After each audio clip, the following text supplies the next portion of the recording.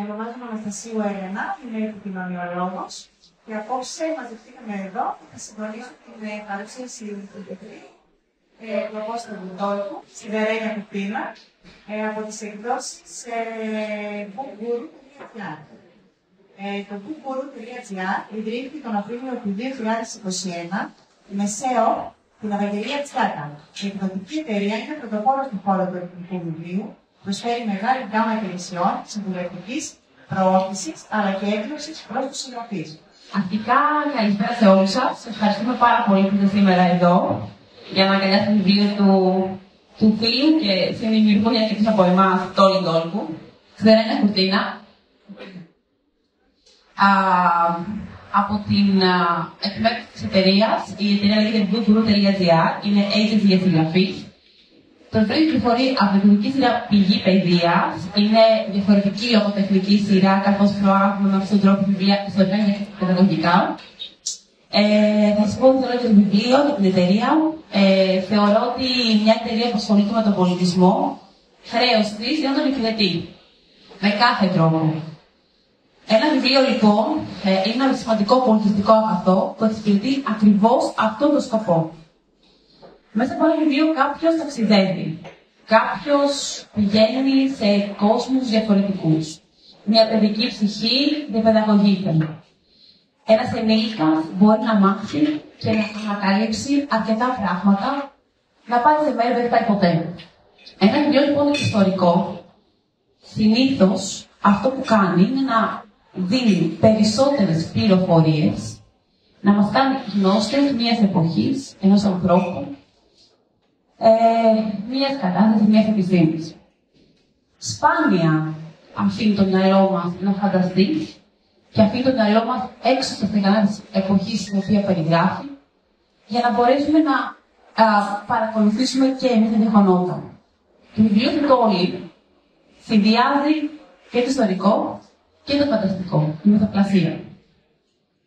Είναι λίγο δύσκολο για μια εταιρεία που ξεκινάει τώρα την πορεία στον χώρο του βιβλίου να ασχολείται με ένα θέμα τόσο σοβαρό όσο ο εμφύλιος πόλεμος. Ένας πόλεμος ο οποίος δίχασε ανθρώπους μεταξύ τους. Ένας πόλεμος που έκανε τον Έλληνα με τον Έλληνα και πολύ απλά και με διαφορετική ιδεολογία. Ξέρετε, οι Έλληνες εποχής εκείνης κατάφεραν να φύγουν πάρα πολύ από τους Τούρκους, από τους Βουλγαρούς, από τους Γερμανούς, από τους Γαλλούς, αλλά όχι από τους Έλληνες. Πάρα πολλοί σκοτώθηκαν, πάρα πολλοί εκτελέστηκαν, πάρα πολλοί έφυγαν με τα πεδομαζώματα σε άλλες χώρες.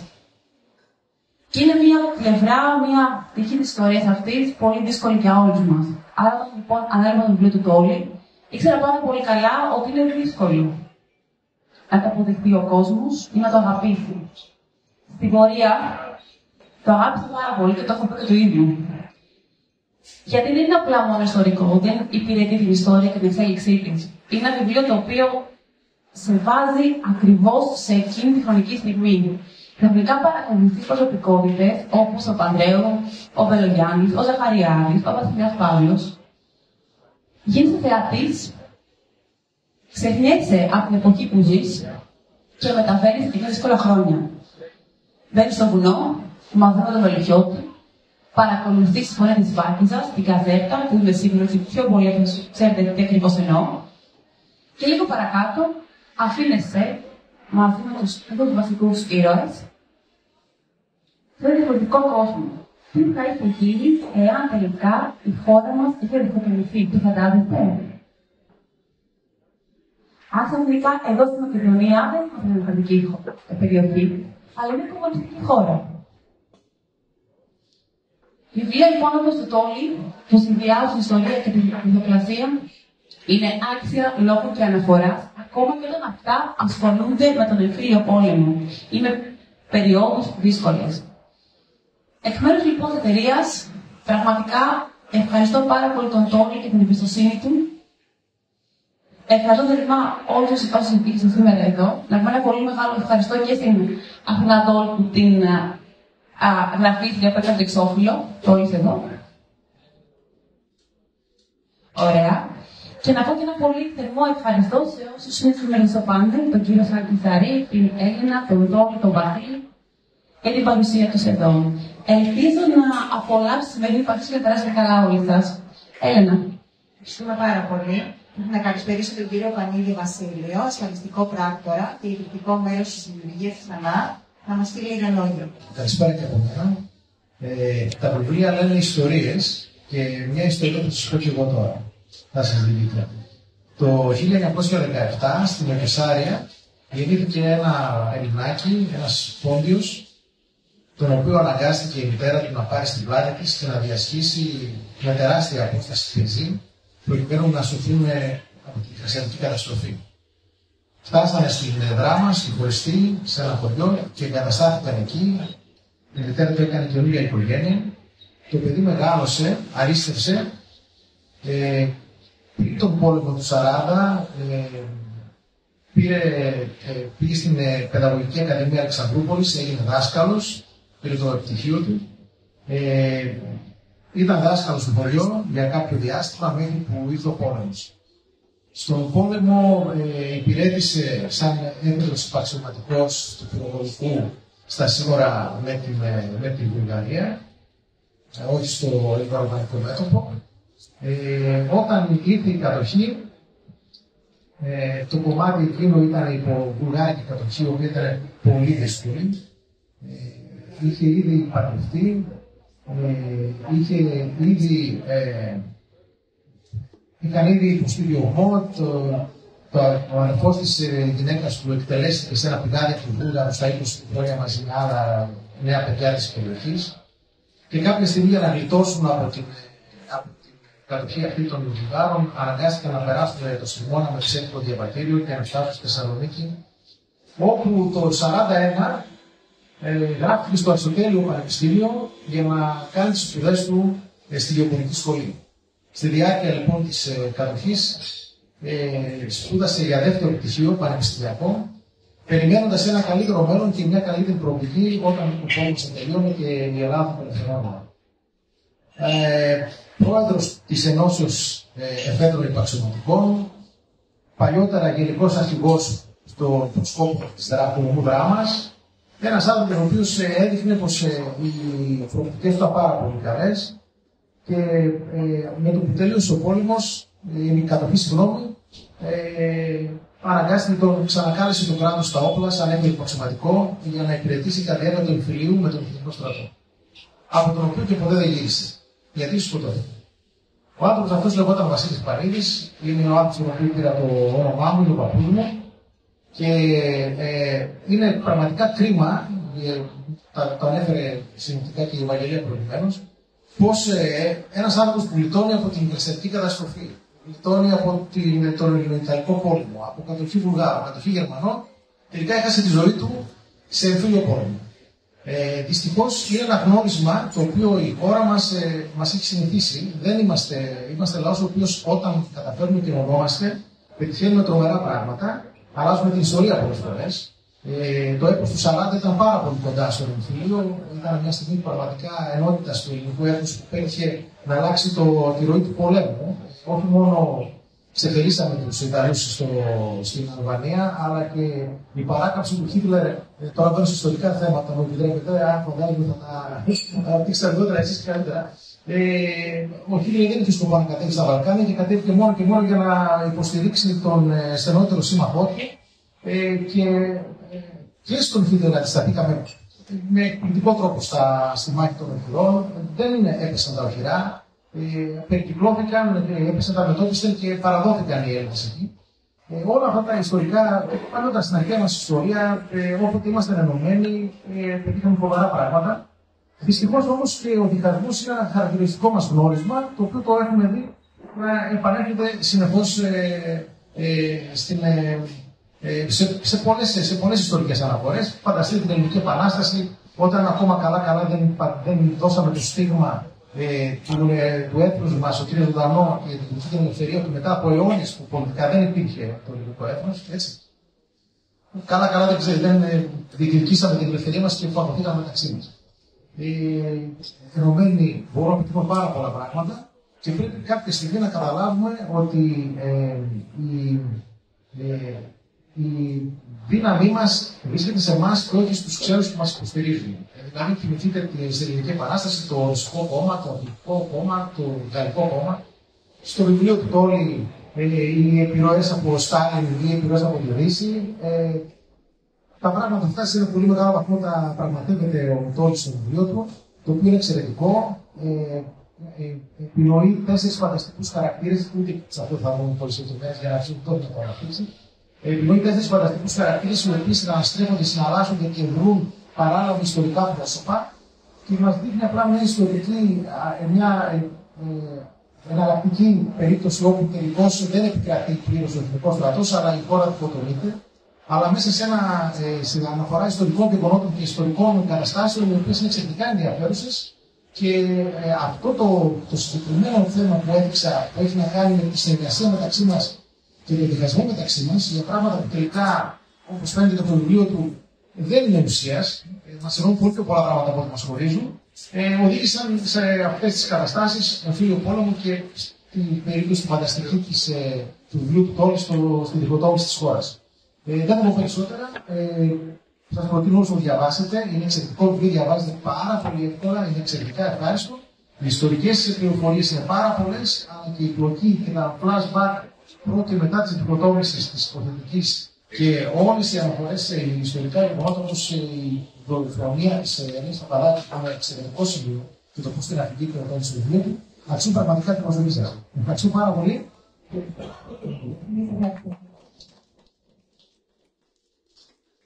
Εγώ θα δώσω δεξιά στον κύριο Σαΐτ Καμάση, πρόεδρος της Ένωσης Στρατιωτικών Περιφερειακής Ενότητας Θεσσαλονίκη.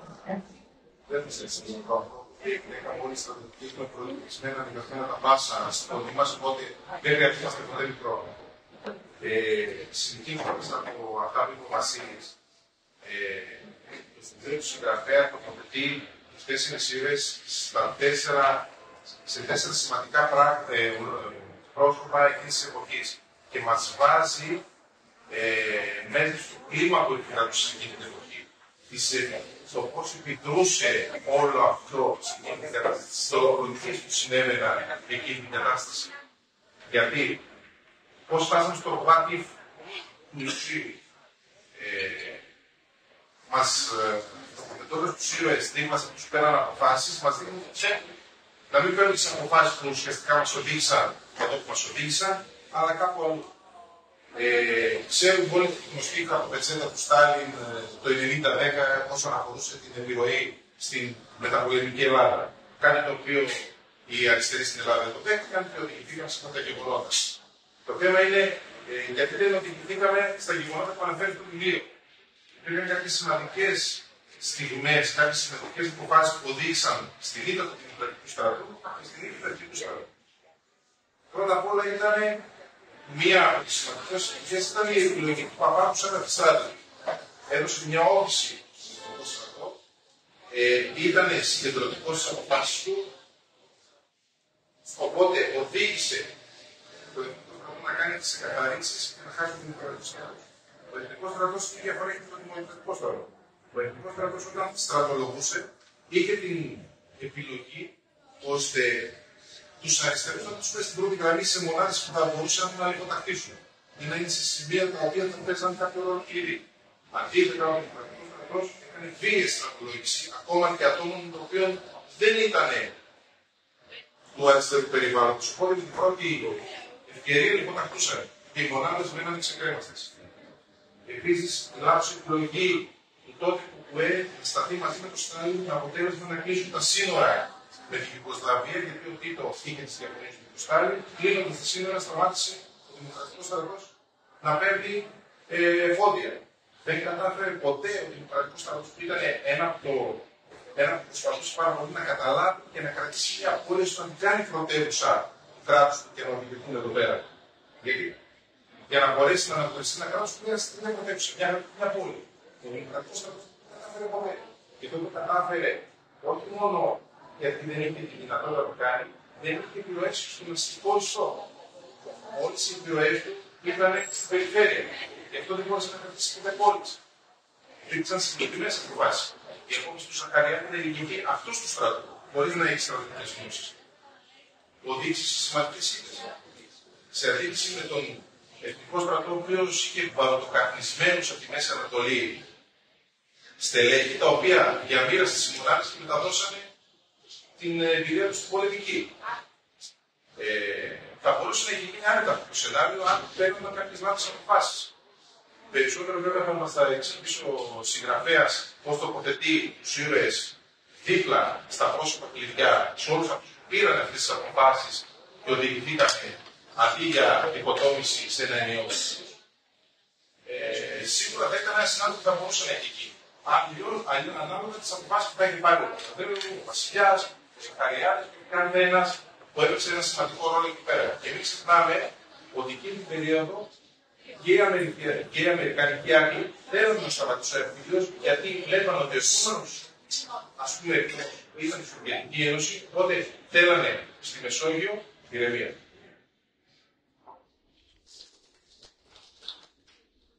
Πριν δώσω όμως ο λόγο στον συγγραφέα μας, θα δούμε λίγο μονοπροβιογραφικό προσήμιο.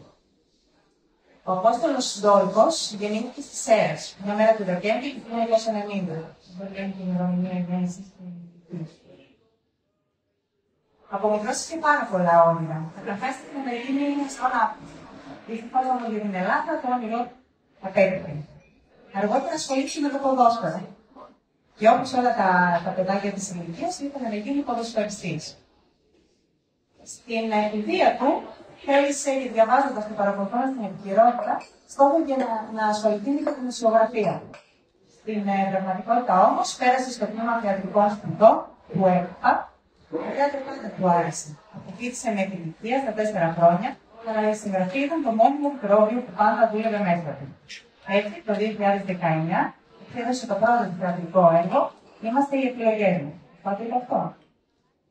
Ο Απόστολος Δόλκος εργάζεται ως αναπληρωτής καθηγητής στην πρωτοβάθμια εκπαίδευση. Το μεταπτυχιακό του το έχει κάνει στη φιλολογία στο Πανεπιστήμιο Κρήτος.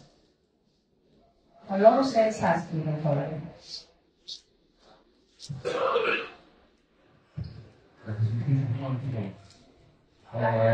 Ναι, καλησπέρα και από μένα. Σας ευχαριστώ όλους που βρίσκεστε εδώ πέρα σήμερα για να με ακούσετε. Ευχαριστώ και τους ανθρώπους του πάνελ για την συνεργασία και για τα λόγια τους. Να πω και εγώ δύο πράγματα για το βιβλίο, οι 3 ή 4 θα δείξει. Να σχολιάσω αυτό που είπε ο κύριος Σαρής, ότι αυτό θα μπορούσε να είναι ένα υπαρκτό σενάριο. Προφανώς για να το γράφω, το πιστεύω και εγώ.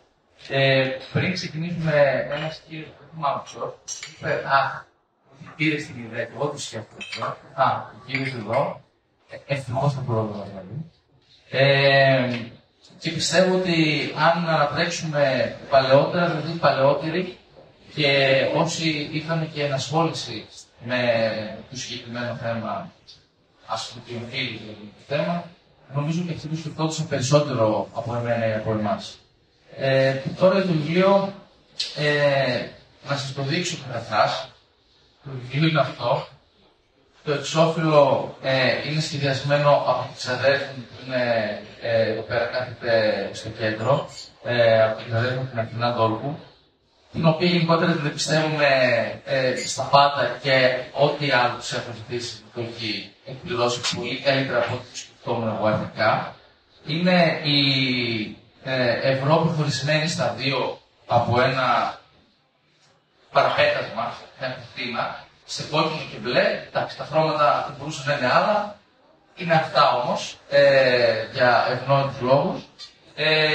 Περίπου είναι χωρισμένη η Ευρώπη όπως την ξέραμε στον ψυχρό πόλεμο, με πολύ μικρές διαφορές, κυρίως στην Ελλάδα, η οποία είναι μισή. Η Βόρεια Ελλάδα βρίσκεται στη σφαίρα επιρροής της Σοβιετικής Ένωσης και η Νότια Ελλάδα στη σφαίρα επιρροής της Δύσης. Το βιβλίο χωρίζεται σε 3 κομμάτια, σε 3 μέρη. Στο πρώτο μέρος αναφέρομαι στην διχοτόμηση της χώρας. Είναι 3 μικρά κεφαλάκια. Στο πρώτο κεφάλαιο βλέπουμε πώς βλέπουμε τη διχοτόμηση από τη μία πλευρά. Στο δεύτερο κεφάλαιο, όπως βλέπουμε, τη διφωτόμηση στην άλλη πλευρά. Και στο τρίτο κεφάλαιο είναι η διφωτόμηση. Ασχολείται η χώρα, ποιες συνθήκες, τι προβλέπεται στην ανταλλαγή πληθυσμών κτλ. Το πρώτο μέρος είναι σχετικά μικρό, χωρίς συνθήκη κεφάλαιο. Το δεύτερο και τοποθετείται στο τέλος του 48. Ναι, στο τέλος του 48. Το πρώτο κεφάλαιο μας πάει πίσω. Ξεκινάμε από το 44 και φτάνουμε μέχρι το 48, μέχρι τη διφωτόμηση. Τα χρόνια αυτά μεταξύ του 44 και του 48 είναι γεγονότα τα οποία είναι εντελώς υπαρκτά, είναι γεγονότα εντελώς ιστορικά. Το μόνο που μου κάνει εγώ είναι να τα παρουσιάζω μέσα από τη στατική ματιά, μέσα από το point of view των 4 πρωταγωνιστών μου, για τους μιλήσω λίγο αργότερα. Είναι 4 πρωταγωνιστές που εκτός από έναν είναι εντελώς φανταστικοί, και λέω ότι λοιπόν γιατί ο τέταρτος στην ουσία είναι ο παππούς μου. Είναι ένας ήρωας χτισμένος πάνω στον παππού μου και θα σας μιλήσω και γι' αυτό αργότερα.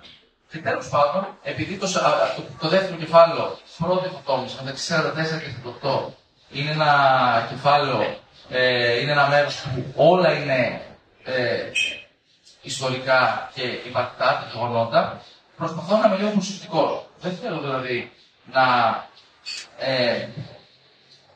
είμαι υπέρ της μίας της άλλης πλευράς. Δεν να καταφέρνω, αλλά αυτό προσπάθησα. Και οι χαρακτήρες είναι 2 στη μία πλευρά και 2 στην άλλη πλευρά. Προσπαθώ δηλαδή και τον χώρο και τον χρόνο να τον μοιράζω ισόκουσα. Ξανά δεν ξέρω αν τα καταφέρνω, αλλά αυτό ήταν ο στόχος μου. Από εκεί και έπειτα το τρίτο μέρος, από τα χρονιά του 49 και μετά, είναι όλα εντελώς φανταστικά. Ή μάλλον είναι κάποια γεγονότα τα οποία έχουν γίνει, αλλά τα παρουσιάζω σε μια εναλλακτική πραγματικότητα. Δηλαδή, ας πούμε, πάλι σε λαμβάνεται και σκοτώνεται, ας πούμε, ο Βελογιάννης, αλλά όχι με τον τρόπο που ξέρουμε. Πάλι συμβαίνουν κάποια γεγονότα που ξέρουμε ότι κάνουν spoiler, αλλά όχι, ας πούμε, από αυτούς που τα έπραξαν, ενδεχομένως από τους άλλους. Το βιβλίο εδώ λέγεται ότι είναι α μέρος. Και αυτό γιατί υπάρχει β μέρος.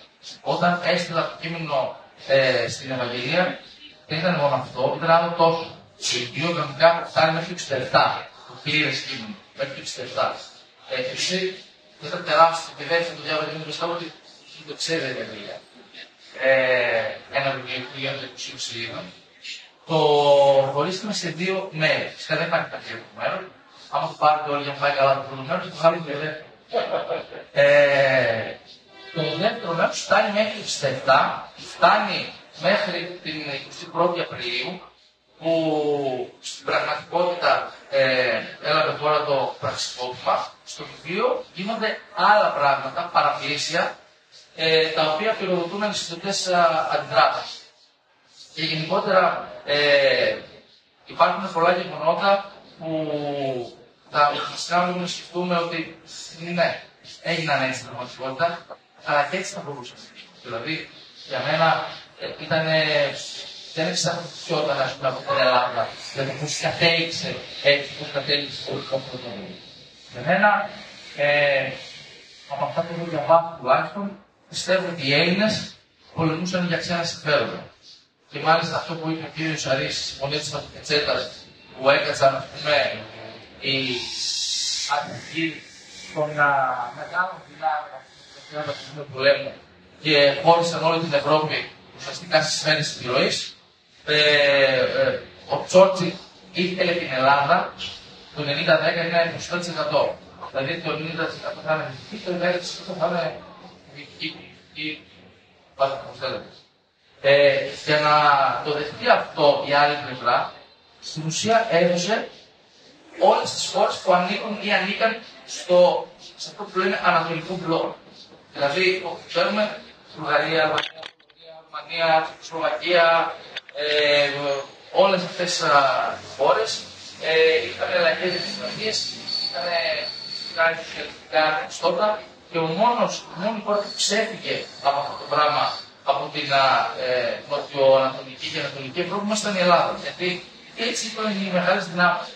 Δηλαδή, βέβαια υπήρχε και το στρατιωτικό κομμάτι, βέβαια υπήρχε και το κοινωνικό-πολιτικό κομμάτι, αλλά εγώ είμαι της άποψης ότι οι μεγάλες δυνάμεις ήθελαν να καταλήξουν τα πράγματα έτσι. Γιατί είχαμε εμφύλιο, γιατί κάποιοι δεν μπορούσαν να το συνειδητοποιήσουν αυτό το πράγμα. Δηλαδή, ο εμφύλιος δεν συνέβη μεταξύ αριστερών και δεξιών, συνέβη μεταξύ του ΠΟΕ και όλης της υπόλοιπης χώρας. Δηλαδή, επικεφαλής, ας πούμε, υπουργός της χώρας τότε ήταν Παπανδρέου. Δεν ήταν δεξιός του Παπανδρέου. Ήταν μεγάλος του βάρος, ας πούμε, αλλά αριστερός δεν είναι. Δηλαδή, το τα βάλε με όλη τη χώρα, με όλο το κράτος της εποχής. Και γιατί έγινε αυτό? Γιατί ο Ζαχαριάδης, ο γενικός γραμματέας του ΠΟΕ τότε, ο οποίος στη δεύτερη υποδοχή συμφωνούνταν από ήταν στο Ταχάου, ήταν από τους μακροδιότερους φυλακισμένους μέσα στο Ναζάου, τους ξέρει γιατί. Είναι πάρα πολύ περίεργη ιστορία. Τέλος πάντων, γιατί έγινε αυτό? Γιατί ενώ ο Στάλιν έδωσε την Ελλάδα στην πίστη, να το πω έτσι κύμα, ο Ζαχαριάδης δεν μπορούσε να το δεχτεί αυτό το πράγμα. Τα μικροστελέχη του κόμματος, οι στρατιώτες, οι άνθρωποι που πίστευαν σε μια άλλη Ελλάδα, δεν τα ήξεραν αυτά τα πράγματα. Δηλαδή, εικάζουν τουλάχιστον ότι δεν τα ήξεραν. Μην ξεχνάμε ότι προ-εμφυλίου το ΕΑΜ είχε μια τεράστια δύναμη. Εγώ πιστεύω ότι η μισή Ελλάδα ήταν το ΕΑΜ, ας πούμε, εκείνη την εποχή. Και όλο αυτό, το ότι ζούσαμε σε μια αριστερή χώρα, που όμως την είχαμε τάξει στη Δύση, ήταν ο λόγος, ένας πολύ βασικός λόγος που έγινε, που εξελίχθηκε έτσι η ιστορία. Τέλος πάντων, τι σημαίνει ο τίτλος, σιδερένια κουρτίνα? Σιδερένια κουρτίνα είναι αυτό που έχουμε συνηθίσει τον όρο του σιδηρούν παραπέτασμα. Παραπέτασμα είναι το πράγμα στην πιο καθαρή παραπέτασμα. Πώς βγήκε αυτός ο όρος? Το Μάρτιο του 1946, ο Τζόρτζ σε μια επίσκεψη στην Αμερική είχε εκφράσει τον φόβο του ότι η Ευρώπη θα χωριστεί σε σφαίρες επιρροής. Τελείως πόλεμος, και από εκεί και πέρα όλος ο κόσμος, όχι μόνο η Ευρώπη, όπως αποδείχθηκε και αργότερα, χωρίστηκε σε δύο στρατόπεδα. Το ένα, ας πούμε, ήταν το δυτικό, βλέπε Αμερική, μετέπειτα ΝΑΤΟ, και το άλλο, ας πούμε, Σοβιετική Ένωση, μετέπειτα, ας πούμε, το σύγχρονο της Βασιλείας. Που λέμε. Αυτές οι δύο πλευρές, αυτά τα δύο στρατόπεδα, ας πούμε, ήθελαν την Ελλάδα και τα δύο μαζί. Για διάφορους λόγους, κυρίως γεωπολιτικούς, στρατηγικούς κτλ. Ο Τσόρτσιλ τότε έκρουσε τον κόδωνα του κινδύνου και όταν αργότερα στον εμφύλιο, μεταξύ σχήμους εμφύλιους, παραμονή των εκλογών του 1946. Μετά από λίγα χρόνια, όταν οι Άγγλοι έκαναν πίσω, ήρθαν οι Αμερικανοί να τον δείξουν το στρατό. Δηλαδή, με λίγα λόγια, ήταν άχρηστο. Δεν γινόταν να φτάσει ο εθνικός στρατός από τον δημοκρατικό στρατό. Γιατί ο δημοκρατικός στρατός δεν είχε τη βοήθεια του Στάλιν, παρότι ο Ζαχαριάδης, ο γενικός γραμματέας του ΠΟΕ, έταζε, ας πούμε, στο κόμμα, θα έρθει η βοήθεια, θα έρθει. Ήταν σταλινικός πάρα πολύ, ας πούμε, ο Ζαχαριάδης. Ταυτόχρονα η Ιουγκοσλαβία, ο Τίτο, είχε ένα διάβολο επικοινωνίας με την Ελλάδα. Μπορούσαν οι Έλληνες πίσω στα στρατόπεδα και στα νοσοκομεία της Ιουγκοσλαβίας. Οπότε ο εθνικός στρατός μπορούσε να περάσει τα σύνορα να τους κυνηγήσει. Μέχρι που τα έσπασε ο Τίτο του Στάλιν και η Ιουγκοσλαβία έκλεισε τα σύνορα και ο δημοκρατικός στρατός έμεινε μόνος του και ήταν αναπόφευκτο. Στο βιβλίο αυτά αλλάζουν. Δηλαδή, ας πούμε, οι διεθνείς σχετισμοί αλλάζουν και λένε, ας πούμε, μεγάλες δυνάμεις. Αμερική, Αλγερία, Ευρωπαϊκή Ένωση κυρίως. Αφού έχει χαλάσει την πέρα ιστορία, έχουμε φίλο κόσμο. Δεν παίρνει ένα κομμάτι μια πλευρά, ένα κομμάτι άλλη πλευρά. Και θα σας δώσουμε, ας πούμε, κάτι παραπάνω. Δηλαδή, υποτίθεται στην νέα μερασιά για αυτή τη μισή Ελλάδα που παίρνει στην Ευρωπαϊκή Ένωση, δίνει στην κρίση την Τσεχία, δηλαδή τη Τσεχοσλοβακία, στο 48. Κόβω εγώ, πρωτού χωριστεί μόνο του 1990, στέλνω την Τσεχία στην κρίση τη Σλοβακία στην Ευρωπαϊκή Ένωση Και τη Σλοβενία τη θέλουν και αυτή σαν αντάλλαγμα. Δηλαδή μετά πήρε έξτρα ανταλλάγματα η Δύση στο βιβλίο για να πάρει ο Στάλιν τη μισή Ελλάδα και να έχει δίωδο στο Αιγαίο ουσιαστικά. Γιατί αυτό ήταν νομίζω και ο σκοπός. Να υπάρχει πρόσβαση στο Αιγαίο. Στις κούρες είναι ιστορικά στοιχεία. Δεν θέλω να σας κουράσω περισσότερο. Αυτό που με ενδιαφέρει το φανταστικό κομμάτι, δηλαδή από εκεί και έπειτα τι γίνεται. Και έπειτα έχουμε δύο χώρες. Την ίδια περίοδο έγινε το ίδιο πράγμα στην Κορέα. Ακόμα και σήμερα υπάρχει η Βόρεια και η Νότια για σχεδόν παρόμοιους λόγους. Υπήρχε αργότερα, έγινε και η Ανατολική Γερμανία για λίγο διαφορετικούς λόγους. Αλλά με τον ίδιο τρόπο υποτίθεται ότι θα διοικούνταν αυτά τα δύο κράτη. Το ένα θα έδινε αναφορά στη Μόσχα, το άλλο ας πούμε θα έδινε αναφορά στο πω έτσι, στην Ουάσιγκτον. Τα τέσσερα πρόσωπα τώρα. Τα τέσσερα πρόσωπα είναι εντελώς φανταστικά, τόσο από ένα είπα, και σκοπός αυτών των τεσσάρων προσώπων είναι να δούμε την ιστορία της Ελλάδας, τα χρόνια που αναφέρουμε, μέσα από τα μάτια τους, όμως το δίπλα σε πρόσωπα κλειδιά για την εποχή.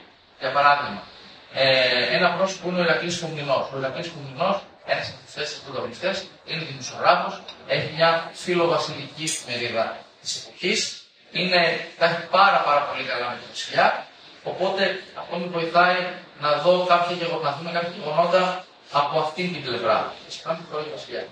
Μάλιστα, δύο φορές όταν χωρίζονται, μία λέγεται Λαοκρατική Δημοκρατία της Ελλάδος, η άλλη είναι Βασίλειο της Ελλάδος. Ένα δεύτερο πρόσωπο είναι ο. Ας πούμε στο τέλος, είναι ο Νίκος Νικολακόπουλος, ο οποίος, αν και ξυπνάει στο αριστερό στρατόπεδο, ξεκινάει μέσα από το ΕΑΜ, στο ΕΑΜ δεν υπήρχε νόμο, είναι και άλλα θέματα, από την Πόσο, στην Πόσο κλπ. Που έκανε στην Άγγλια όταν τα βάλει στο ΚΟΕ. Ενώ ανήκε στην αρχή στο αριστερό στρατόπεδο, αποφάσισε να το πουλήσει, θα γίνει χαφιές της κυβέρνησης του έτσι, και έτσι δρά στο μεγαλύτερο βιβλίο, δηλαδή στο μεγαλύτερο κομμάτι του βιβλίου. Δηλαδή αυτό που είπαμε και πριν, ότι πολεμάει στο βουνό δίπλα στον Προλυκιώτη, πολεμάει στο βουνό δίπλα στον Προλυκιώτη, όντας τις αρχές της κυβέρνησης των Αθηνών. Ας πούμε, το καταλαβαίνετε φυσικά. Οπότε, σε πολύ μεγάλο κομμάτι λειτουργεί για την Νότια Ελλάδα, να το πω έτσι, παρότι στη Βόρεια Ελλάδα τον έχουν για δικό τους. Είναι επίσης η Βάσο Λινάρου το τρίτο πρόσωπο. Αυτή ξεκινάει σαν γραμματέας του Γενικού Γραμματέα του ΚΚΕ. Όταν αλλάζει ο Γενικός Γραμματέας του ΚΚΕ, την κλέβει το παλιό Γραμματέα του ΚΚΕ. Γενικά τώρα, όπως στην πραγματικότητα, υπήρχαν πολλά πισόπλατα, μαχαιρώματα, προβλήματα στην ιεραρχία, διαγραφές, σκοτωμίσεις τρόφων κτλ. Τα κρατάω εν μέρει αυτά. Υπάρχει ένα love story, μπορώ να σημαίνει και μετά, όπως καταλαβαίνετε, μεταξύ ενός πρωταγωνιστή στον νότο του νόμου του Βορρά. Δεν καταλαβαίνετε γιατί είναι απαγορευμένος στους έρωτας. Και το τέταρτο πρόσωπο είναι ο Θανάσης ο Τσίκαλας, είναι παππούς μου, δεν ζει. Και πάρα πολλά στοιχεία έχω πάρει από αυτόν. Δηλαδή, δεν είναι απλά πρωταγωνιστής. Έχω προσπαθήσει να τον φτιάξω 100% πώς θα ήταν αν η χώρα είχε αυτή την τροπή. Ήταν όνομα ο Παπουκά. Μιλάμε για την Βόρεια Ελλάδα, μιλάμε για την Γνωστική Ελλάδα. Ο οποίος μου ήταν αντάρτης. Εγώ, επίσης, οικογενειακός, είχαμε θύματα και στις δύο πλευρές. Ευτυχώς εξομαλύνθηκαν οι σχέσεις, δεν υπήρξε ποτέ πρόβλημα μεταξύ των μελών της οικογένειας, του παπά, μαμάς κλπ. Αλλά στην εποχή τους είχαν τα προβλήματα που όλοι ξέρουν. Ο παππούς μου έγινε αντάρτης για να μην το σκοτώσουν οι απέναντι. Κάτι που συνέβαινε συχνά πλευρά στην εποχή, πήγαινες με τους μεν για να μην σκοτώσουν οι θε. Αυτό γινόταν και από τις δύο πλευρές. Υπάρχουν κάποια στοιχεία της πραγματικότητας τα οποία βάζω στον παππού μου. Ο παππούς μου πέθανε με σφαίρες μέσα του, μέσα στη σπονδυλική του στήλη, μέσα στο χέρι, και αυτή μια σφαίρα από εδώ, του είχε και εμφανές τραύμα. Σκανίδι να εμφανίζεται στο κουστάκι για να μην είναι εμφανές. Έκανε ένα σημείο 2 χρόνια που έσπασε νάκι και του έβγαλε έτσι όλα τα σοφικά, φυλακίστηκε. Εντάξει, στον πόλεμο του Κουρέμιου δεν πήγε, αυτό ήταν η διπλασία. Στην πραγματικότητα το είπατε στην Ελλάδα αυτό, στο βιβλίο το είπατε στην Κορέα. Τι άλλο, εξορίστηκε στην Πάτρα, στην Μακρόνησο και νομίζω στην Κιάρο. Βασανίστηκε. Και τέλος πάντων κάποια στιγμή όταν έστρεψε, γύρισε έχοντας απέναντί του ό,τι είχε τότε σαν δεξιά σαν κράτος, αλλά και ακόμα και για το ίδιο το κόμμα ήταν πάρα πολύ, και με το ίδιο το κόμμα ήταν πολύ δυσκαστημένος, γιατί θεωρούσε ότι η δράση του στον εμφύλιο ήταν πολύ αμφιλεγόμενη. Δηλαδή τα πολιτικά στελέχη της εποχής έσωσαν το τομάρι τους εις βάρος, ας πούμε, των απλών μελών και στρατιωτών του ΚΚΕ και του Δημοκρατικού Στρατού. Είχε μια μεγαλύτερη εκτίμηση στα στρατιωτικά στελέχη του κόμματος και αυτό το μάθαμε έπειτα από τις δύο μου. Δηλαδή ο Στέφανος Αράπης, ένας μεγάλος στρατηγός του Δημοκρατικού Στρατού, που αργότερα το κάνουμε το εξωτερικό στην Βορεια Ελλάδα, ήταν το ίνδαλμα του Παππού που πολέμησε και μαζί, που είναι το ξέρω ότι του έχω βάλει να είναι ο ένας παρτιχάμους του άλλου. Θα μετέπειτα. Και ας πούμε έγινε, αλλά ήταν σαν αρχίσιμος. Και τέλος πάντων, υπάρχουν πάρα πολλά κεφάλαια που είπε ο Βασίλης για τη δολοφονία της Ελένης Προδάκη. Είναι πολύ δυνατά, δηλαδή αυτή είναι η δεύτερη παρουσίαση. Στην πρώτη παρουσίαση που κάναμε στην Μητρίτα, που εκεί κατάγαμε, και διαβάστηκε και μερικά κομμάτια στην παρουσίαση του βιβλίου, με τα βασιλιστήρια και κάποια άλλα κομμάτια. Είναι κάτι που έκλεινε και νομίζω πολύ άβολα, ας πούμε, αυτή την κατάσταση. Θεωρώ ότι είναι πολύ δυνατά κεφάλαια. Εντάξει, όλο το ενδιαφέρον, απλά κάποια είναι λίγο πιο έντονο. Το θέλω να πω. Τέλος, για να μην νομίζω ότι έχω παρατραβήξει, να απαντήσω δηλαδή σε ερωτήσεις παρά να συνεχίσω το μονόλογο. Τέλος, εγώ αυτό που θα ήθελα να πω δεν φαίνεται τόσο στο τέλος του βιβλίου, αλλά στόχος μου ήταν να φανεί στο τέλος του συνολικού πολύματος, δηλαδή ας πούμε το τέλος που ήταν τόμο, για να γίνω πιο σαφής, είναι ότι καθώς πλέον σε όλο αυτό, δεν χρειαζόταν. Και ότι πάλι όπως είπε ο Βασίλης πριν, ο Έλληνας δεν ξέρω για ποιο λόγο οι Έλληνες είναι τόσο χασμένοι. Όχι μόνο τώρα. Τώρα το βλέπουμε πάρα πολύ ξεκάθαρα. Δηλαδή υπάρχουν απόνερα που λίγο ακόμη και σήμερα δυστυχώς. Δεν αυτό μου πονάει. Οι Έλληνες είναι τρομερά διχασμένοι. Δηλαδή δεν απέχουμε μακριά, δεν απέχουμε μακριά τα πρόσφατα του να σκοτώνει ένας τον άλλο για ιδεολογικούς λόγους. Δεν για τώρα που είναι αυτούς τα θέματα. Πόσο μάλλον και τον εμφύλιο, αλλά και αργότερα και νωρίτερα και προηγουμένως υπήρχαν στιγμές στην ιστορία που οι Έλληνες ήταν διχασμένοι. Δεν τους πάω στο πόλεμο. Ναι, δηλαδή ας πούμε Βενιζελική, αντιβενιζελική, η Ελλάδα τότε πράγματι χωρίστηκε στη μέση. Χωρίστηκε στη μέση και είχε κυβερνήσει η Ελλάδα τότε. Προηγουμένως, στο 1821, έγινε το 1821 και μέχρι το 1828 άρχισε να γίνεται το ελληνικό κράτος. Εμείς ήμασταν σε εμφυλίους. Οι Ευρωπαίοι Έλληνες, Μαυροκορδάτους, Ψηλάνης κτλ. Με τους πιο, να το πω, Έλληνες του ελλαδικού χώρου. Δηλαδή Κολοκοτρώνης, Καραϊσκάκης και όλοι αυτοί. Ναι, αλλά αυτοί έζησαν, ας πούμε, στην Ελλάδα, στην Πελοπόννησο, στο Ιόνιο κτλ. Υπήρχαν κάποιοι Έλληνες του εξωτερικού που ήρθαν να συμβάλλουν στην Επανάσταση και τα βρήκαν μπαστούνια, ας πούμε, με τους στρατηγούς. Παράδειγμα, όταν ο Κολοκοτρώνης που φυλακίστηκε, φυλακίστηκε από Έλληνες. Δεν φυλακίστηκε από τους Τούρκους. Μετέπειτα πάλι είχαμε δεύτερο κειμενοφυλίου στην Επανάσταση του 1921. Τρίτο κειμενοφυλίου, όταν οι Τούρκοι και οι Αιγύπτιοι διέλυσαν το τουρκικό στρατό και όχι εμείς πήραν πίσω και μόνο το Ναύπλιο ουσιαστικά, πριν την απαρχέ του Ναβαρίνου που πήρε προς τα ξανά η Επανάσταση. Στο Ναύπλιο οι Έλληνες σκοτωνόταν μεταξύ τους. Καλά, δεν τους συζητάμε λοιπόν. Γραμμένο στο DNA, που λέει και ο κύριος Σάκης εδώ πέρα. Γραμμένο στο DNA. Και δεν πιστεύω ότι αυτό θα ξεχαθεί. Δυστυχώς, όποτε δαστεί να ενωθούμε, δεν θα πω ότι μεγαλουργούμε, σου είναι πολύ, αλλά μπορούμε να κάνουμε καλά δυνατά πράγματα. Αλλά πότε ενωνόμαστε σαν χώρα. Στο τέλος του συνολικού βιβλίου αυτό θέλω να δείξω ότι αν συνεχίσουμε έτσι, θα καταστραφούμε. Δηλαδή, δεν ξεκινάμε με την χώρα. Να. Είμαι πολύ απεσιόδοξος το τελευταίο διάστημα με αυτά που βλέπω.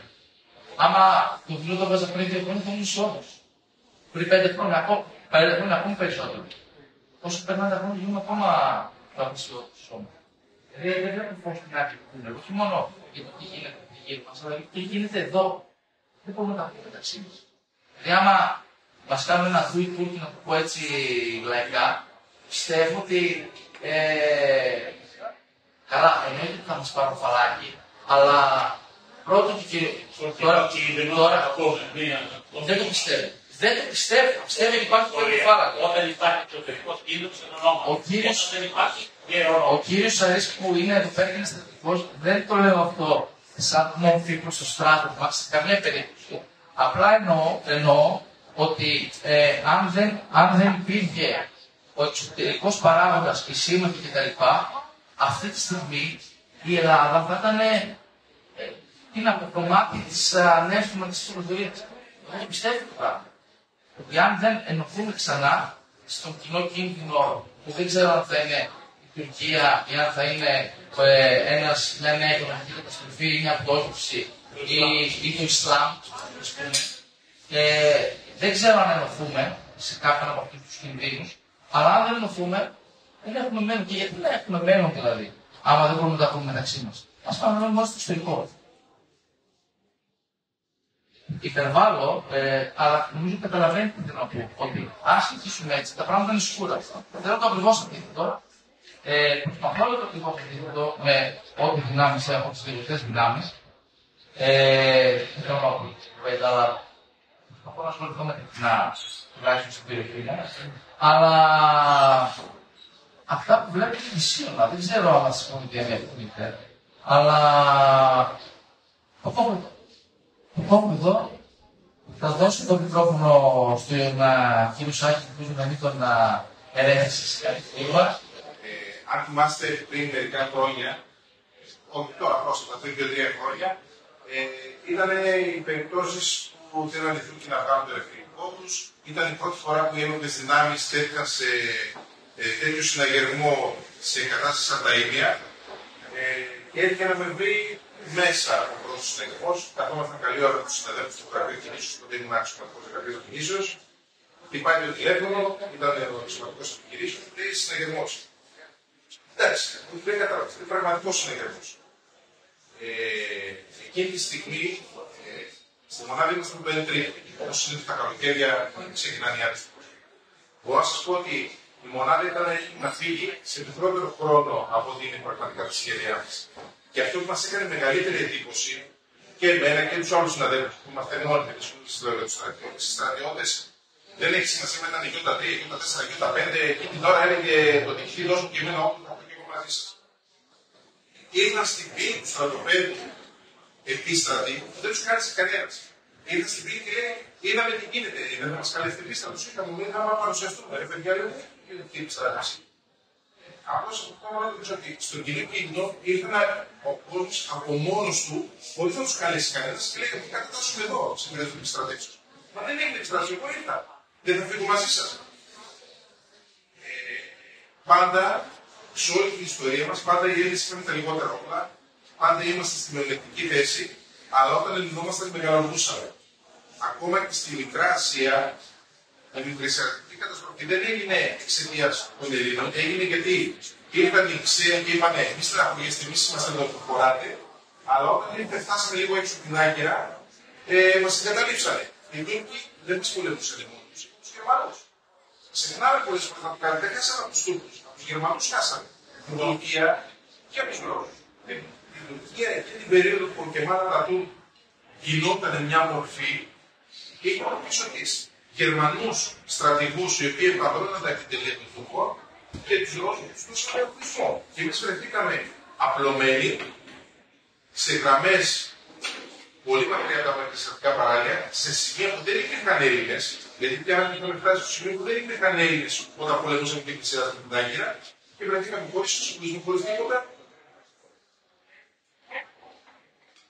Και εκεί πάλι υπήρξε εκείνη την περίοδο, αν θυμάστε, μια εσωτερική διαμάχη στην Ελλάδα, πετάχτηκε ο Βενιζέλος απ' έξω, ήρθαν άλλοι, έγινε πάλι αυτό με. Διορίστηκαν από τη στράτη για άτομα τα οποία δεν μπορούσαν να τα πεσαίνουν. Όταν ο πρίγκιπας διορίστηκε στρατηγός ημεραρχία στη στιγμή που δεν είχε καμία πολιτική εμπειρία και ήταν ο πρώτος που έφυγε. Οπότε, αν μας αφήσουν να κάνουμε αυτό που πρέπει να κάνουμε οι ενόπλες δυνάμεις, θα το κάνουμε. Αντί να μην κρυφθούν οι πολιτικοί, θα πω εμείς. Ό,τι έγινε και στα ίδια. Στα ίδια οι ενόπλες δυνάμεις τα λέμε και τα πάντα. Ωραία. Για να βοηθήσουμε λοιπόν τον Τόλι να βγάλει το βιβλίο του. Το πρώτο είναι εδώ. Είναι 18 € για όσους επιθυμούν το αγοράσουν. Όσοι θέλετε, τον άλλο μήνα είμαστε στις 15 Δεκεμβρίου, στο καφέ Έγκλη. Θα μάλλον πάρει που σας έχουμε εκεί. Ένα πολύ μεγάλο ευχαριστώ στο καφέ Παθάρι για την προξενία εξαιρετική. Ένα ευχαριστώ σε εσάς για την παρουσία σας, το Πάνο, τον κύριο Σάκη, την Έλληνα, τον Τόλι, τον Βασίλη. Από εμάς, για εσάς, καλή σας βράδυ.